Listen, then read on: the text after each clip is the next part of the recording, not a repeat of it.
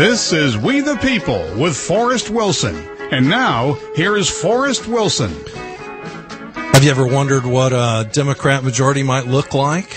Well, we actually had one in 2008. All three branches of government were controlled by Democrats. But I mean a real Democrat majority, a one-party rule Democrat majority, where you've got one party literally in perpetual power. I want you to stay tuned today. We're going to have Dick Morris on here in just a little while. Dick is going to talk about his new book, written with his wife, Eileen McGann, which discusses that very topic. It's called Power Grab. He'll be on in about 20 minutes or so. So if you want to call in to get a question into Dick, hang tight. But it's a compelling book. I've got the book right here in front of me. A Plan for a One-Party Nation by Barack Obama. Now, I wonder how ISIS and Ebola might thwart that one-party nation. You know, this Ebola thing is really frightening. I mean, you look at the statistics and how this thing is spreading throughout Western Africa. And we've got, our agencies of the federal government, in particular the CDC, just making some crazy statements about Ebola. One of them I just happened to listen to, and I want to play it for you now. This is Tom Frieden. In the 30 years I've been working in public health, the only thing like this has been AIDS.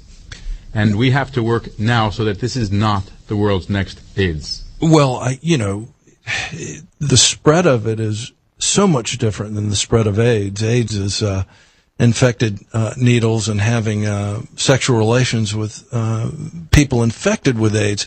Ebola doesn't require that. I mean, apparently, and according to the CDC, simply shaking hands with someone can transmit the Ebola virus. This virus is so dangerous that where they work with the Ebola virus, people are completely covered up. I mean, you cannot come into contact with this virus and expect not to contract the symptoms of Ebola and go into the full-blown state. And apparently about 50% survive, and that's with the medical treatment that we can provide here in the U.S., which is why I think that this guy got on the plane and traveled to Dallas. It was a question of survival for him. This man, Thomas Eric Duncan, who's now apparently passed away. And then there's all this talk about his family wanting to sue the hospital that somehow race was involved in the treatment that he got and the fact that he passed away. Just craziness. I mean, I don't know where this is going to go, but I know one thing. It's probably not a good idea to allow air travel from these countries that are affected with Ebola. And the CDC director goes on to say that, look, you can't do that. It'll increase the spread. Well, I'm not sure how that happens. Again, it's not like AIDS. You've got to actually touch someone with Ebola. And the best way, I think, to keep Ebola out of this country is to stop people from traveling here from those West African countries. But apparently, he believes that somehow this is going to stop people from going to Western African countries to render aid and fight this Ebola outbreak and spread, even though we've got military planes traveling there, and certainly any flight restriction wouldn't stop the military from going in. But this is just some of the craziness coming out of the CDC, the Centers for Disease Control. But look, if you're tired of Democrats and Republicans, depending upon which way you lead, there's now a way that you can figure out how to at least thwart some of the money that comes to them. I mean, if you patronize Costco or Chick-fil-A, you probably know about the politics of these companies. But how about the CEO and how he supports with campaign cash? And it's well documented that the CEO of Costco supports Democrat causes, and obviously the Chick-fil-A CEO supports more conservative causes. Closed on Sunday, that sort of thing. But if you really want to find out when you're shopping how a company might support a particular cause, there's a app out now, and the app actually tells you what the CEO contributes to, as well as the board of directors and the employees, and it breaks it down. It's pretty clever. And if you go on iTunes, you can see this particular app. So you can know how these people in these particular organizations, these companies that you buy products from, who they support and how they support them. And it's pretty telling. I mean, you simply take your cell phone with this app and you scan the barcode and it brings up the statistics. So, if you have this particular favorite snack that you love to buy, but you always wondered about the company that made it, you can find out who they contribute to. And then you can make your decision on whether or not you want to continue eating that snack. But this application, available for your smartphone, it works like a nutrition label for your political values, according to Apple's iTunes. Bipartisan, that's bi as in B-U-I, not B-I. It'll do just that. It'll tell you the breakdown of how the CEO, the board, the employees, how they contribute and who they contribute to. You simply use your phone to scan the product's barcode, and or you can search by individual company or product, and you can quickly see the political contributions of each company's CEO, board of directors, political action committees, and employees. And if you go on iTunes, you can see this app, and it, quote, empowers consumers with awareness of the true impact of the campaign spending by the companies behind the products we all buy every day. And that app is called Bipartisan, B-U-Y, partisan. So finally, I can shop and not be concerned that my spending will help Democrats. I mean, it's great if you think about it. Finally, a tool that you can thwart companies who support an agenda that I believe at this time is the greatest threat to America, the greatest threat being our federal government without a D, federal government. And now there's apparently this tool that we can use to thwart, really, if you support either side. Now, you look at all these things in context. Unions support Democrats, largely, not always, but largely. But now you can find out, whatever product you might be shopping for, with a barcode, how that breaks out. I mean, it's a tremendous opportunity for consumers. We're going to take a little break, and when we get back, I want to bring in Dick Morris, and we want to talk about this book, Power Grab. So stay tuned. AM 600 and FM 100.3, The Answer. You're listening to The Resistance. Forrest Wilson, your host. Be right back.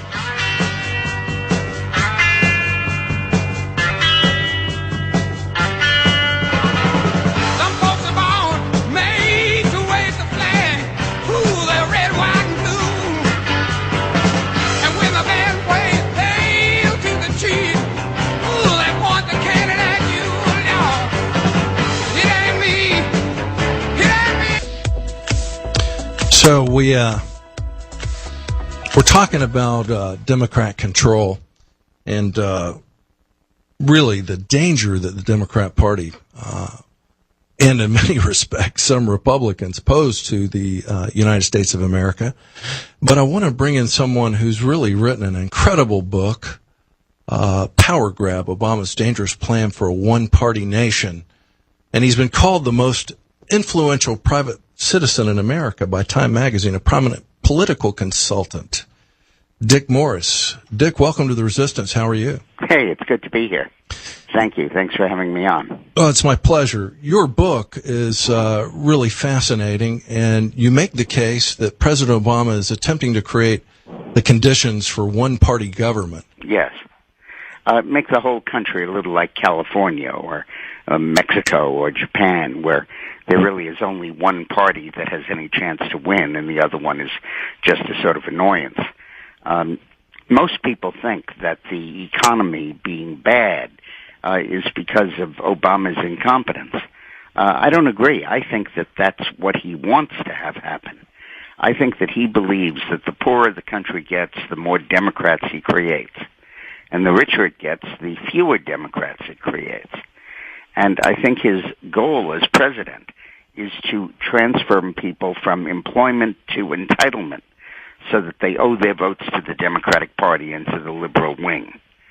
Since when he took office, there were 70 million Americans who were getting means-tested entitlements, welfare more or less, Medicaid, food stamps, welfare, and so on.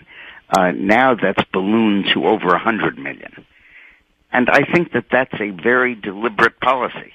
I believe that his fundamental purpose behind Obamacare is to make Americans depend upon the government for their health care so that they reliably vote Democrat. He took 6 million people, soon to be more than 10 or 12, and kicked them off the insurance they had, which they thought was fine and they could afford. And he forced them to take insurance they didn't need and couldn't afford, but then had to take federal subsidies to be able to afford it. And again, you get then another 6 or 8 million people dependent upon the government. And, on Obamacare, you talk about the Congress and how they were exempted from Obamacare. Yeah. And this was really, this is typical Obama and his executive powers. I want you to talk about that because it's outrageous, and I don't think a lot of people really understand it. But go ahead. When the Obamacare law was being passed, the Republicans introduced an amendment saying that we, the members of Congress, should be bound by Obamacare. And all of the Democrats voted for it. It was included in the bill. Then, after the bill passed and took effect, the Democratic congressmen and senators came to Obama and said, hey, wait a minute. We didn't realize what it was that we passed here.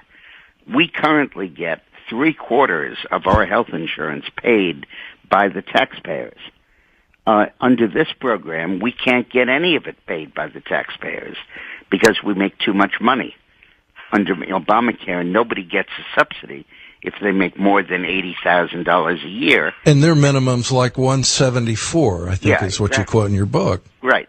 So they wouldn't be eligible for anything. So what Obama did was he said, okay, well, don't worry about it. I'll take care of it. And he then got the Office of Personnel Management to rule, in effect, that the federal government was a small business and entitled to an exemption that was in the law for small businesses that would permit the employer to continue an employer contribution of 75%. A total fiction. And he just did that because he had to make sure that the members of Congress wouldn't have to live under the law he passed. And then effectively subsidizing them. Exactly. And then I want to get to immigration, which I think is a key element of his plan for a one-party country. He wants fundamentally to change the nature of the demographic mix of the United States to make it a much more democratic demographic. And I think that's why he dangled amnesty in front of Central America and half of Guatemala showed up on our doorstep. I don't think that was a mistake. I think that is a deliberate plan on his part to get as many illegal immigrants into the country as he possibly can. And then he's determined to get them the vote by any means he can. For example, he just recently announced that the Army would start to recruit illegal immigrants, and that means that they would be eligible for citizenship after service when they were honorably discharged. And even if they're not citizens, this mass of people in the United States really makes it possible for him to steal elections and commit massive voter fraud, because he's got all these people who are not citizens and are not voters. So he gets the Justice Department to say to a state, you may not purge your voter rolls of people who've died or moved until they've been absent for 4 years. Remember, Florida tried to purge its voter rolls of 100,000 people who were registered to vote who weren't entitled to, and the Justice Department made them eat it and put them back on the voter rolls. Then when you combine that with opposing photo ID and getting the courts to rule that states can't require photo ID, you have a perfect formula where you have Joe Jones, who died 3 years ago, who's registered to vote in Ohio, and you get an illegal immigrant to pretend he's Joe Jones. Nobody asks for a photo ID, and he casts his vote. In North Carolina last year, they did a study, and they found that 35,000 North Carolinians had voted in another state and in North Carolina in the election. This double voting is permitted because of the lack of photo ID and the lack of the ability of the states to cleanse their voter rolls. And, these things seem insane to people like me. I mean, why wouldn't you require somebody to present something that identifies who they are and whether or not they're even eligible to vote? And we're making them available to people for free. They don't have to pay for a passport or a driver's license. They can just go in and get it for free. And yet the administration still pretends that this is an obstacle to voting. And then he wants to put it all together by making the popular vote the key element in determining who the president is, taking it away from the Electoral College. What he's doing is getting states throughout the country to pass laws that say that the electors from our state will not necessarily vote for whoever carried our state, but will vote for whoever was the winner of the national popular vote. So if a Republican carries Florida, but a Democrat wins the national popular vote, under the system, the Florida electors would have to vote for the Democrat who won the national majority. And the reason he's we would have had Al Gore as president. Is that correct? Exactly, you would have.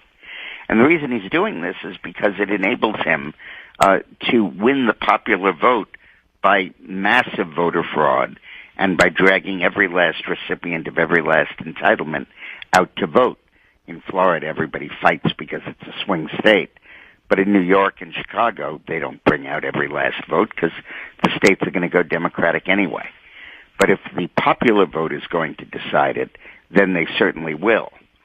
And the other point about that is the way he's amending the Constitution to change this is not the normal process of getting 2/3 of Congress and 3/4 of the states. Instead, he's persuading state legislatures to pass laws saying in our state the electors have to vote for the winner of the national popular vote, and that when a majority of the states casting a majority of the electoral votes agree to this, the Electoral College will become obsolete and go out of existence. And he's already gotten 15 states with 165 electoral votes to pass this law. Well, it's amazing to see this happening because I think you're dead on. And I also am very concerned about this whole business of executive action, because a lot of the things that he's getting away with, he says, well, other presidents have done these executive actions, but his are really quite dangerous. I mean, and they are different from what other presidents have done, in particular Bill Clinton. I'll give you a good example. When I worked for Clinton, we wanted to require that everybody who owned a gun, who had a young child, would get a trigger lock on the gun so the kid wouldn't get the gun and kill himself or somebody else. And we pushed an executive order on that. And the Attorney General, Janet Reno, said, no, you can't do that by executive order. That has to be passed by the Congress. So we contented ourselves with an executive order that said that all federal employees who had guns, who had young children, had to get trigger locks. We couldn't do the whole thing. Now Obama has just blown right through that stop sign and is doing whatever he wants by executive order. But there's a method to it. It's not just to get the bill, get his way.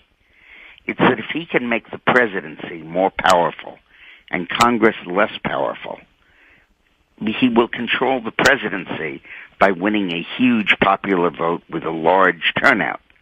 Congressional races, which generally have a smaller turnout in off years, where the Republicans have a shot to win it, will be disempowered. Congress will get no power. And it's a long-term effort to shift power to the president away from Congress. You know, I wonder oftentimes why we don't hear more from the Republican Party about these things. Are they just not getting the microphone? Are they not getting the attention in the media? Is that why we don't hear more about some of the things you outline in your book? I think that's a very big part of it. But I think the other part of it is that they know the pearls, but they haven't strung them together to make a necklace. They know each of these policies: immigration, increasing entitlements, bypassing the Electoral College, stopping photo IDs and all that. But they haven't woven them together to understand that this is really a power grab. Many of them still think Obama just is a left-winger who wants to spend a lot of money and wants to increase entitlements and wants to bring about a socialist system. They don't understand that this has nothing to do with that. This is an effort to always win elections for the Democratic Party and always make sure that the left dominates the Democratic Party, fundamentally changing the politics of this country. You know, you were a Democrat at one point, correct? Yep. Why'd you leave the Democrat Party, or did the Democrat Party leave you? Well, I think that's part of it. Of course, it did leave me. I would be a conservative Democrat today if there were such a thing, but there isn't. You're either a flaming liberal or you're a Republican. But the other thing was more profound. I felt that the objectives I wanted to achieve could be better achieved through the Republican Party. I wanted, for example, to make sure that there was no threat of the world destroying itself in a nuclear war. And I was a real peacenik. And I opposed Reagan for Star Wars. I opposed him for increasing the defense budget. I wanted a ban on nuclear testing. I wanted arms control with the Soviets. He wouldn't do any of that. And then it turned out that he was right. The Soviet Union fell apart, and we ended the threat of nuclear war. And it opened my eyes to look at how many of my own goals, which have remained pretty constant, could be achieved by conservative means. Dick, I want to welfare reform. I want to interrupt you real quick because I got to take a break. But can you stay over? I'm afraid I can't because I have another interview at 2:35. But I really appreciate the time, and I appreciate the chance to talk to Jacksonville. Well, I appreciate you coming on the show. The book's Power Grab, Obama's Dangerous Plan for One Party Nation. I encourage you to get it. Dick, thanks again. FM 100.3, The Answer. Let's return to We the People with Forrest Wilson. Once again, here is Forrest. And we're back. We're just talking with Dick Morris. Fascinating book called Power Grab. I encourage you to get it. One of the things we didn't get to, but I just want to read it to you. It's right out of Dick's book.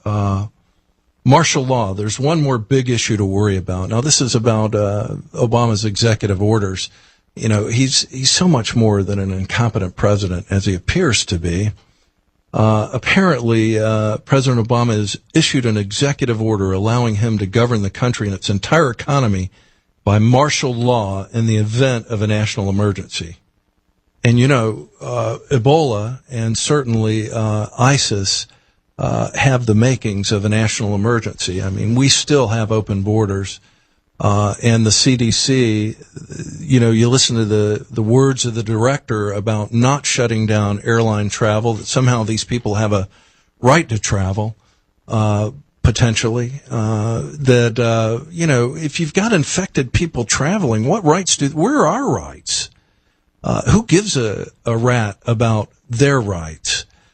This really has to do with us, but, you know, the whole Ebola thing and the prospect of a national emergency created by Ebola, which would take time.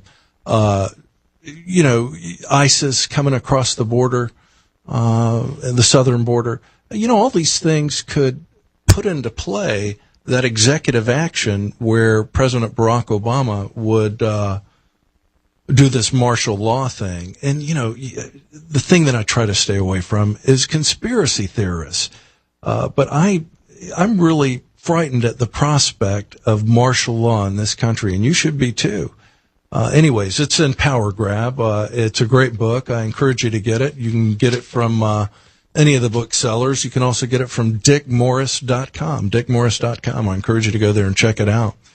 You hear a lot about climate change as well. I don't care whether you're for or against it. The one thing that we really don't hear a lot about is what's happening to the world wildlife populations. And I bring this up because, I think that we probably are damaging the environment, certainly the air we breathe.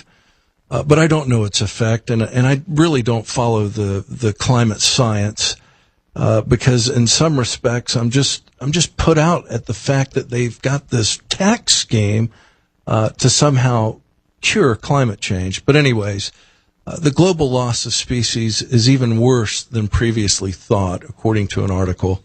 This article, let me just get you the reference here.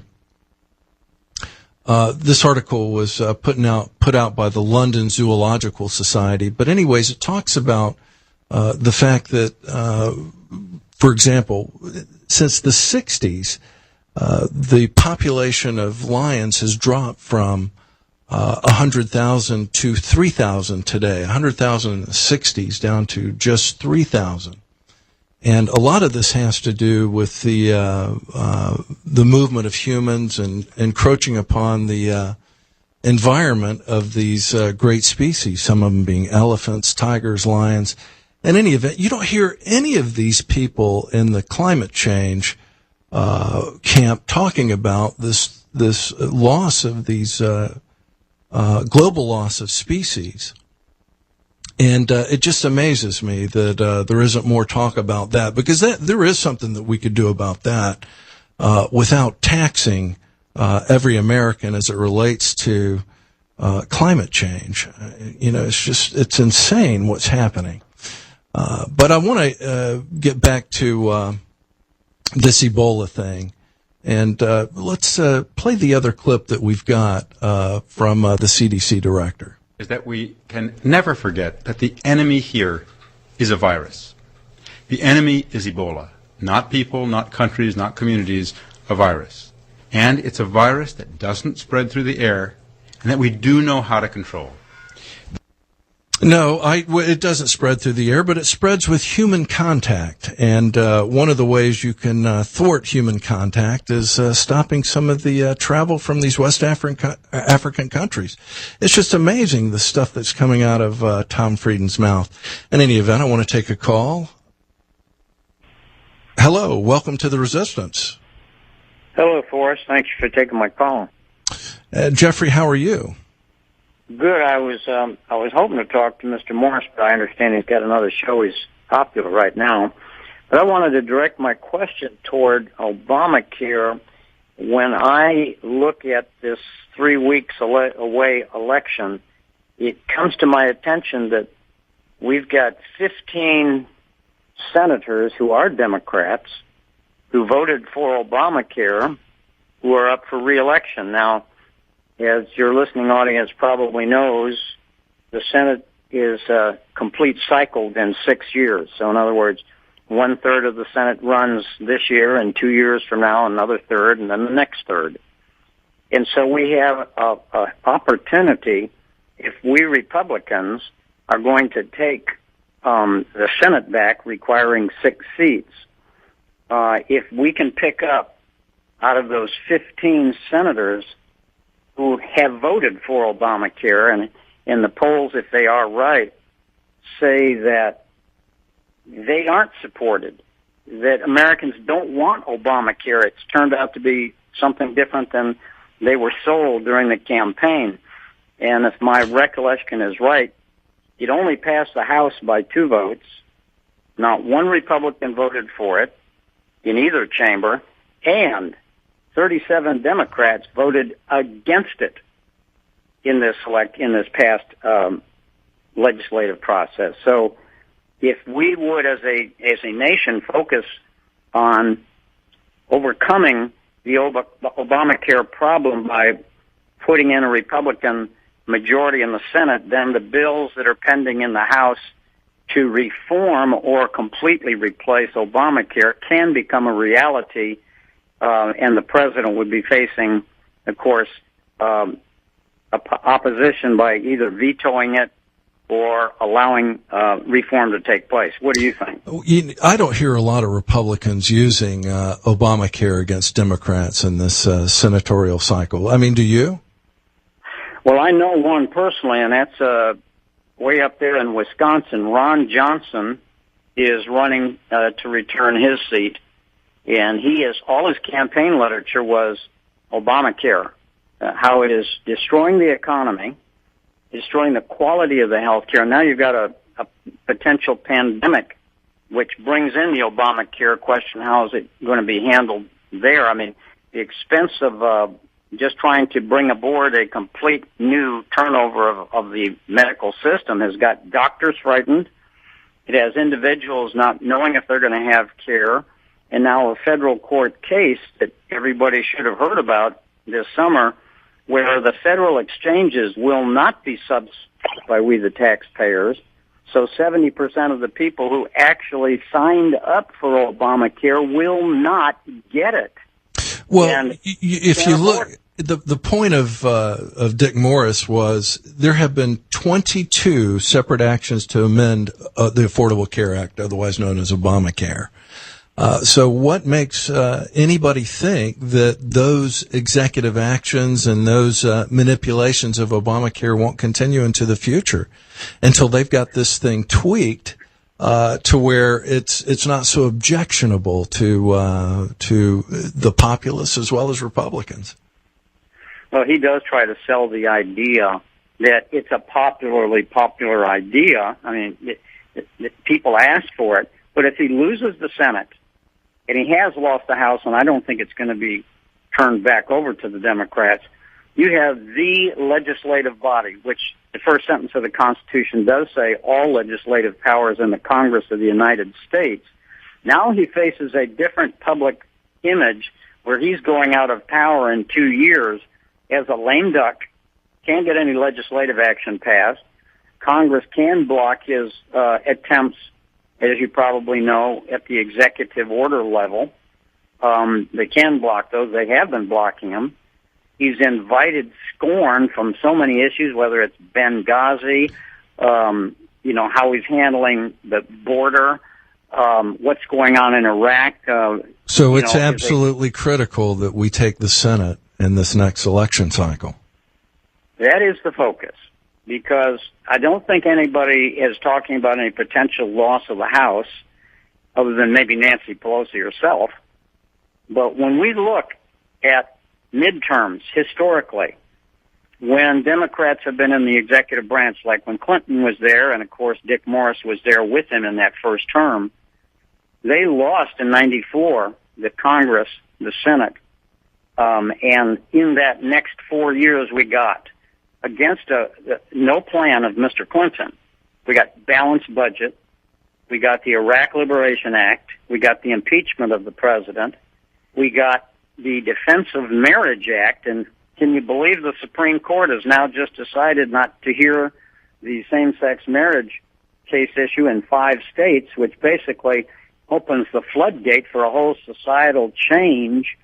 I don't think that president can hold on to that image and get the Democrats in power. So even though I agree with his concern, Dick Morris's concern about one party rule, this midterm in 3 weeks is going to determine if we, the people, are going to go to the polls. And we're not the low information voters. We're the ones that typically, kind of follow the trend of politics through our busy lives and run our businesses and keep our families afloat.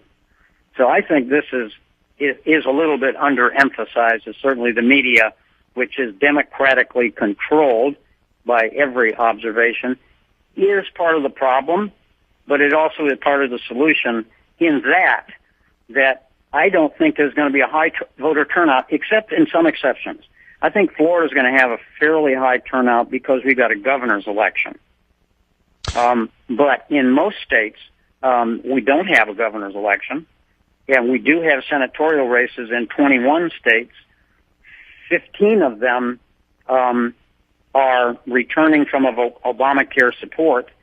6 of them have already resigned, meaning they're not even going to be running for their seats. So the probability of a turnover is very high, and with that comes the opportunity to challenge the president on different fronts. Well, let's hope it happens. Jeffrey, what are you doing to get people out, conservatives to come out and vote?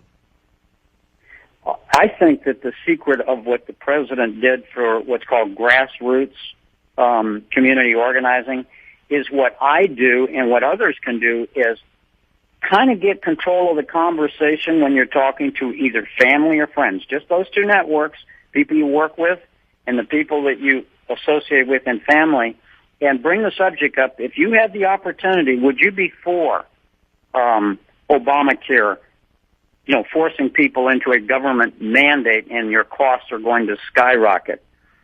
What do you think of that? And so therefore, you drive the agenda and get off the multi-front of, let's talk about Iraq, or, let's talk about the border and Southwest, or let's talk about gun control and Ferguson. No. Keep it to the issue that got the least passage and caused the most damage. 2 votes it passed for in the House, Obamacare. Now, 1 Republican voted for it. You have a clear ideological issue. I think that's what you win on.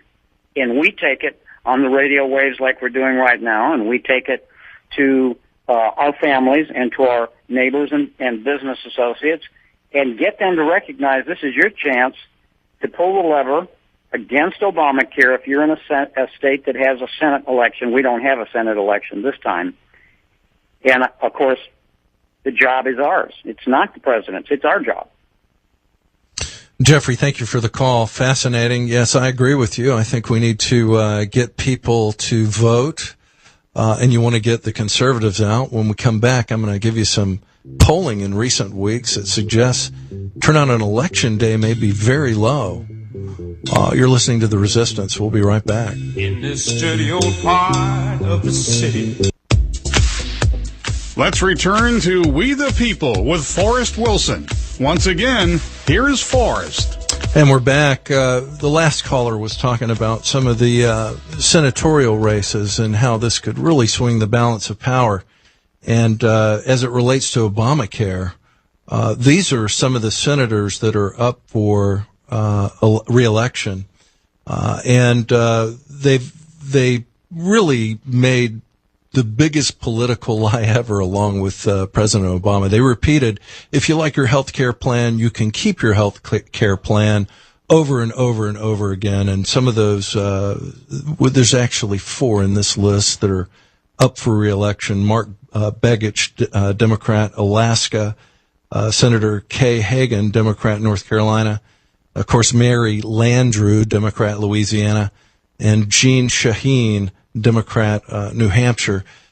So these are people that really pumped that lie, as we know now, that if you like your health care plan, you can keep your health care plan. But I think they've got some big problems, the Democrats, this time around. And let's hope turnout is one of them. But that means that you're going to have to, as Jeffrey accurately pointed out, we're really going to have to get together and go to the polls in some pretty substantial numbers to turn back these Democrats at the polls and beat those, win those races, especially the 4 that I just mentioned. And hopefully the Republicans in those races are making the point that not only did these people vote for Obamacare in the Senate, they also repeated the lie over and over and over again that if you like your health care plan, you can keep your health care plan, which we know now is total BS. But polling in recent weeks, according to The Hill, suggests turnout on Election Day could be very low, even by standards of recent midterms. And apparently that's bad for Democrats because core groups in the liberal base are more likely to stay home than are people in the demographic segments that lean Republican. And apparently a Gallup poll last week found that voters are less engaged in this year's midterms than they were in 2010 and 2006. Only 33% of respondents said they were giving at least some thought to the upcoming midterms, compared to 46% in 2010 and 42% in 2006. And 2006 is when the Democrats took the House and the Senate, and in 2010 is when, in President Barack Obama's words, they got shellacked and the Republicans took the House of Representatives back. And this article goes on, it says even more troubling for Democrats, Republicans hold a 12-point advantage when those paying some attention were broken down by party. I mean, how is it you couldn't pay attention today? I mean, if you look at what's happening in this country, I mean, you just read the headlines. They're daunting. Go on any of your websites that link to other newspapers and read them. I mean, let me just go over a couple of them for you. Ebola screening begins at New York City Airport. Yeah, that's, can you imagine if someone entered New York City with Ebola, and nobody found out until it was too late? NBC News crew under mandatory quarantine. Apparently they had some contact in Western Africa. And they are now being quarantined. Cities, states scramble after Dallas missteps in handling this Ebola patient. CDC ignoring half of potential cases. Military arrives in hot zone. We're putting, I don't know how many thousands of boots on the ground to try to combat the spread of Ebola in Liberia, Sierra Leone, and Guinea. AFRICOM, U.S. personnel will have direct contact with patients. It just, just reading the headlines is scary enough. Crisis sends conspiracy theorists into overdrive. You can only imagine. Then ISIS intensifies siege near Turkish border. I'm not sure why Turkey doesn't support the Kurds and stop these ISIS fighters. Washington Post lead U.S. air war in Syria off to difficult start. Look, we're not serious about ISIS at this point. This air campaign is a joke. And until we get serious about it, that's going to mean boots on the ground. And I know that the Democrats and the president they're anti-war. They want to end the war. Well, look, first in this case, we're going to have to fight the war before you can end the war. I think he's got the sequence mixed up. Just the headlines are terrible. But I do think there's hope. Americans are resilient people. We've got a long history of rebellion. And we're going to need it here in this next election because the Democrat constituents, hopefully they're going to stay home and not turn out in large numbers, but we don't know. The core Democrat constituencies of young people, minorities, and single women, maybe they're more likely to skip voting this time. It just remains to be seen. But, let's hope for the best. The best you can do is get your conservative associates, friends, and family to go to the polls and vote Republican this time. The Republican Party probably is the only vehicle out of this mess. I don't agree with a lot of the Republicans. I lean more libertarian at this point in my life, but I think that's our only hope. And if we don't get it right this time, this next election, we're less than 4 weeks away. We often say this is probably the most important election of our lifetime. I would say that this probably is right up there with the most important election of our lifetime. Look, if we can take the Senate, we can block President Obama and the remainder of his agenda, but we're going to have to get a Republican president in 2016. Hillary would be a disaster and a continuation of Barack Obama. So vote early and vote often. No, I'm just kidding. Go vote. It's very important. We'll see you next week. Forrest Wilson, The Resistance. AM 600 FM 100.3, The Answer.